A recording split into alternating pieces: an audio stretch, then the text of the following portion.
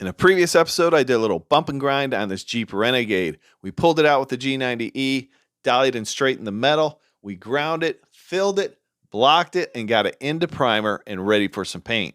Today we'll go from primer to paint using a budget gun and a low budget quality spot panel clear coat. Howdy everyone, Chris here, and this channel is all about teaching you paint and body repair. Whether you have a small repair or a full-blown restoration, this channel is going to give you all the information you need to get the job done. The first step in this process is to block this primer straight, so we're going to use a powdered guide coat, and this is going to show us any high or low areas, any deep scratches or imperfections we have in our primer. I like to start my blocking with 320 grit sandpaper over primer. Now, if you want to go a little bit faster, you could use a 220. That's a little bit more aggressive, but you have to go back over it with a 320 and then 600. So we've chosen a block that's kind of a medium-sized block here. A little bit smaller block because it has a contour towards the edge of this door and it contours up to the fender. Now, we can't block that with a flat, firm block. We have to use a flexible block on that front edge of the door. So you want to choose a block that's going to cover the primered area or the repair area, but not go too much outside of that. You don't want scratches outside of that repair area if you can help it. When you're blocking, you want to block in a crosshatch pattern or an X pattern. This is going to give you the best opportunity to get that panel straight. As you're blocking, the guide coat's going to show you any low areas or any high areas. If you break through your primer into body filler or bare metal, that is a high area. If you have a low area in your primer, don't be concerned with that because you just continue blocking, holding your block flat in an X pattern until you block away that guide coat. Once that guide coat disappears, that panel should be relatively straight. If you block through your primer and you hit body filler, that means you either have a high area in your body filler or you don't have enough primer on it. You may need to add some primer on it, or you may need to add a little bit of glaze to fill in that low area, or just block down the body filler and add some more primer. Now, if you block down into bare metal, that means you have a high area, and that metal is going to have to be tapped down and then a little bit of glaze put over it, or maybe in some cases, primer may take care of that. But if you've blocked out your body filler properly and it's relatively straight before you primer, you should not have this issue. So it's always a good idea to get your body filler as straight as possible before you primer it. If you want to learn more about straightening body filler, you can always check out the link to the video at the end. To block out the contour in the front edge of this door, I switched to a small flexible block with 320 grit sandpaper. I want that block to lay flat against that panel as I block that contour straight. Once I have the primer all blocked straight, I want to look for any deep scratches, or I want to check out all the edges and make sure they're smooth, especially along that door edge. Right here, I'm taking care of the bottom edge of this door. I'm just using my orbital sander with some 320 grit sandpaper to smooth it out. There was no body work done down here, so I don't need to block this. I just need to make a good smooth transition over from the old paint to the primer. A little tip here, if you're painting white, and this is only on white. White is very hard to get all the dirt and grime removed. Sometimes it gets ground in there and you can sand it and still miss some dirt. So what I like to do before I go ahead and prep out these panels for the blend is I'm going to buff those with a mild compound and my rotary buffer and get that nice and clean before we start prepping it out for paint. The next step in this process is to prepare this door and fender for the blend and the clear coat. So in order to do that, we need to sand the fender and the door with some 600 grit sandpaper. Now you can do this by hand. You could wet sand this with 600 grit sandpaper. Now I'm going to use my orbital sander with a piece of 600 grit sandpaper. I am going to use my interface pad, which is a soft foam pad that's going to allow that sandpaper to curve over any contours, and it'll be less likely to break through and burn through any edges. Now you want to stay away from the edges when you're sanding this. If you have a concern, make sure you do all the edges by hand, and I'll show you what we use to do that in a minute. Now that I've sanded all the large areas with the orbital sander and the 600 grit sandpaper, we're going to go ahead and wash this with some isopropyl alcohol. This will just remove any dust or grime that we might have missed. It'll also show me any shiny areas that we need to sand. Now I haven't went over the edges, so I'm going to do that with this 800 grit sponge This is a sanding sponge, and it's good for tight areas like around the door handle, around the weather belts, around the mirrors, those type of things. All those edges, you want to sand those by hand, because if you sand through the clear coat and into the paint, you're going to have to put color on the fender or somewhere where you don't want to put color. We want to keep that color around that primer area only, and the rest of these panels are going to get cleared. Your preparation is definitely the most important part of any paint job. You want to make sure there's no shiny areas on the areas that you're painting and clearing. You want to have good adhesion. So make sure it's deglossed. There's no shiny areas. It's nice and smooth and ready for paint and clear coat. The next step I take is I use some compressed air and blow out all the cracks and crevices on this repair before I mask it off. Any hidden dust or dirt that's lurking in those tight areas, I want to blow that out before I start painting, because what happens if you don't and you get some air behind a panel and it blows out some dust that can land in your clear coat and your paint job and just make it more difficult to get a really elite finish. So we're going to blow it out really well, all the cracks under the hood, make sure all that dust and contaminants, they're gone before we start taping it up. Before I start masking this vehicle off, I'll pull it outside, I'll sweep up, and then I like to wet the floor down. This will keep any dust down on the floor, hopefully. That's the idea, and I think it helps with a cleaner paint job.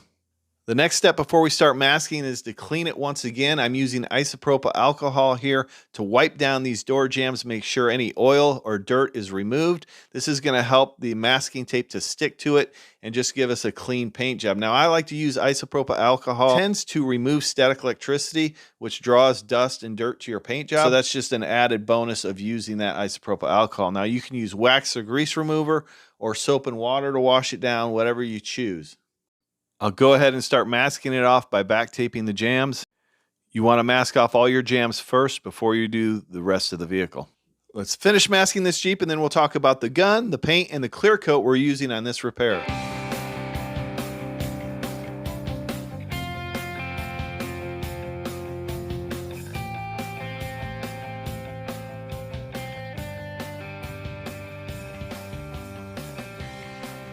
Now we're ready for some paint, and before you start painting, you want to wash it once again with wax and grease remover or isopropyl alcohol. And then you want to tack rag it just before you paint it. Now we are using the 3M Performance gun here. I've got my air pressure set at about 20 PSI. My fan pattern is wide open, and I have it 3 turns out on the volume. Now we're going to go ahead and cover the primer first. Now we did paint the front bumper on this Jeep, so we're blending the fender, the front part of this fender, so it matches the bumper color just a little bit. So I just put 1 coat on that front part of the fender and covered the primer. Now we'll let this flash off for 10 minutes and we'll go ahead and put our second coat on. And you just want to have consistent passes overlapping 70% and just go past the primer just a little bit. See, I'm going out in the door just a little bit more here on the second pass. And then we'll let this flash off for 10 minutes. We'll go ahead and put probably 1 or 2 more coats on to make sure it's covered. Listen, if you're finding this video helpful, do me a favor, like this video and let me know down in the comments below. Now I have this primer pretty much covered, so now we're going to focus on that blend. I'm going to go a little bit farther out in the door. I'm going to pull away from the panel just a little bit as I blend out into that door to get a good transition from the new color to the old. You don't want your blend to be dry though. Make sure it's a medium to wet coat and smooth, because that'll cause sand piling, and that could be a problem when you go to clear coat. Sand piling is a roughness to the paint. It's when it's drying too quickly or you've got too much buildup of paint and it's been applied too dry. Okay, we're ready for some clear coat. So let's talk about the clear coat and the gun we're using today. The gun we're using is the Eastwood Lt100 paint gun. This is a good DIY gun because it runs on very low CFMs. So that means you can use it with a small compressor. I think 4.25s is the CFMs. It consumes the amount of air and it still produces a really good finish. We're also going to be using the Finish One Spot Panel Clear. This is the FC710. The cost on this clear is right at $100 for the kit. That's the activator and the clear coat. And it's a spot panel clear coat. It's not made for overall paint jobs. It's for small repairs, okay? So a couple panels, 2-3 panels. You could use it on more, but you wouldn't want to use it on an overall paint job because it just dries too quickly. This has a dry time dust-free after 15 minutes, which makes it good for a DIY doing something in the garage or at home. This clear coat mixes up 4-to-1. That's 4 parts clear coat, 1 part activator. It is a high solids clear. And if you're interested in this clear coat or this paint gun, check out my links down in the description. The gun settings I'm using today on this particular gun is 30 PSI on the air pressure. The volume is going to be wide open and the fan pattern is going to be wide open. When you're spraying clear, you want to start off the panel. You don't want to stop on any gaps. We're going to overlap our pattern 70%. So we're going to make a pass and then overlap that pass 70%. And you notice how I'm going past the door into the fender. You don't want any buildup on that edge. You want to have a consistent distance from the panel and a consistent speed, whatever that may be, if it's fast or slow. Now this gun sprays a little bit slower because it's a low CFM gun. So you have to spray a little bit slower than typical conventional guns. Most of the time you only need 2 coats of clear. The first coat we're going to put on medium to wet. It doesn't have to be full wet on the first coat. And don't worry if it's not exactly perfect because the second coat is where you're going to get that high gloss and that flat finish. We're going to put it on a little bit wetter on the second coat. Even after the second coat, don't be concerned if it's not exactly perfect or there's some imperfections. I'm going to leave a video at the end that'll help you correct any imperfections in your clear coat. Let's go ahead and lay down the second coat of clear, and then we'll take a look at the finished product, and I'll give you my final thoughts on this clear and this gun.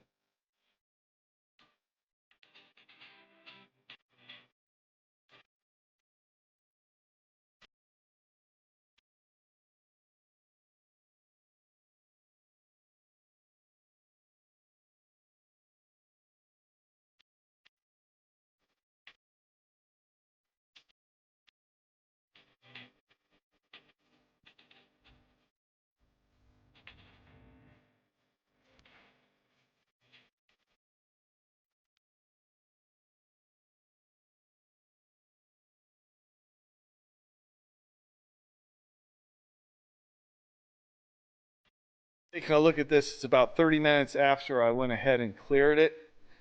This is the FC710 finish 1, and this is dry. Okay, 30 minutes after, it's got a couple little particles of dust in it. There's one pretty good chunk right there. But overall, really clean. The texture looks good, or the peel.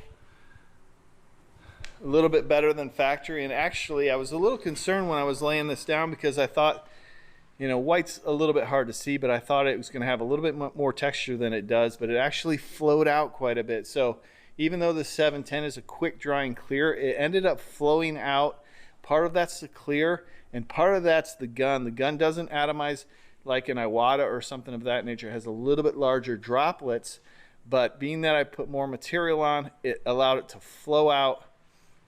I was moving it a little bit slower because it's a low CFM gun, so it sprays a little bit slower, and it really flowed out. I'm totally happy with that finish. That finish, you know, is perfect for an OEM finish. A little bit of dust will clean that up, no problem. If you want to learn more about correcting imperfections in your clear coat, check out one of these videos now. I appreciate each and every one of you watching, and we'll see you next time on Garage Noise.